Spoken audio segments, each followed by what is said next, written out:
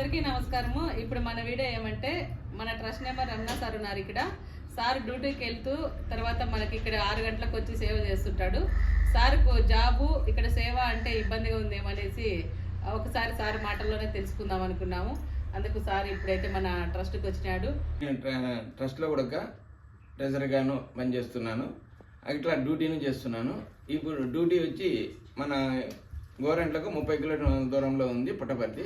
అక్కడ 6 గంటలకు డ్యూటీ ముగించుకొని డైరెక్ట్గా ఇంటికి కూడా పోకుండా ఆశ్రయానికే వస్తున్నాను. ఎందుకంటే వీళ్ళతో ఉండి వీళ్ళతో గడిపి మనము సంతోషంగా అక్కడ చేసిన పొద్దునుండి చేసిన కష్టమంతా వీడికి వచ్చేళ్ళకే చాలా సంతోషంగా అవతాతలతో బాగా జాలీగా గడపాలని, వాళ్ళతో సేవ చేయాలని నాకు కోరుకుంది. ఎందుకంటే మా అమ్మ మాదిరిగానే వీళ్ళకు సేవ చేస్తే అక్కడ నేను ఊరికి పోయి చేయలేకున్నా కూడా ఇక్కడ చేయాలని నాకు కోరికతో ఉంది. నాకైతే బాగుంది.